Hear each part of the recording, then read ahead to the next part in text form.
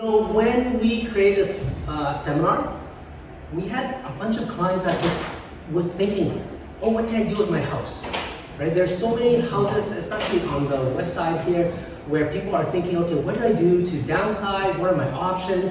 So that's why we put together this seminar, which is really helpful.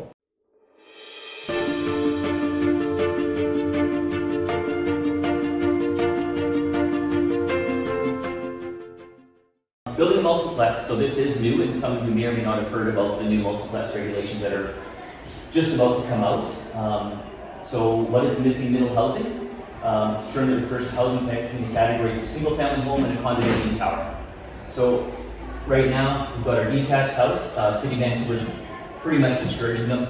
New homes, they're limiting you to 0.6 FSR down from 0.7, and they're really encouraging more multi-family product. That being said, most people with a family are not wanting to live in a condo for obvious reasons. So we've had duplexes out for a while. The City of Vancouver several years ago introduced a new program where they're allowing duplex in all RS zones.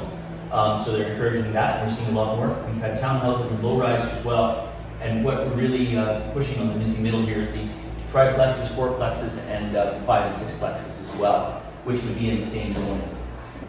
So advantages, again, custom floor plan to suit your needs.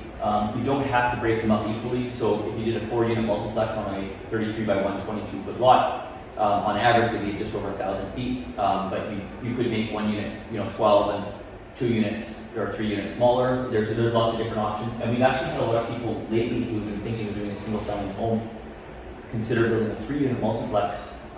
And what they're doing is going to make 1 large unit and then 2 smaller units, and then keep them as rentals or sell off in the future. But because of the extra FSR the city is giving, it's quite attractive. I would say that this is a very good backup plan. Because Vancouver's now allow this, a lot of people are thinking, oh, that's my retirement plan. Right? Right now, they can live in the big unit, they can rent if they have the cash flow they don't need, they can rent out the 2, or they can have the kids. There's so many options. And in the future, if they don't want to deal with the renters and stuff, sell off one because it's stratified.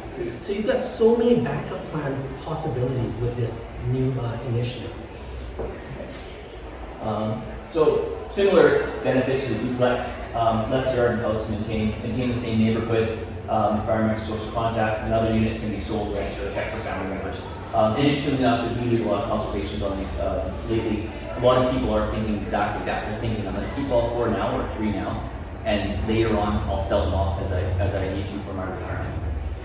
And the higher density is a big one as well. I don't know if that's on the slide. So it's allowing a 1.0 FSR on these small lots. So basically your 4,026 standard 33 by 122, you can build 4,026 square feet. And if you think about it, with the sale price of product around the area, that's huge. Obviously, you still have to pay to construct it, and there's a few other extra fees that are going to be involved with these, but the benefits definitely outweigh the cost by quite a bit.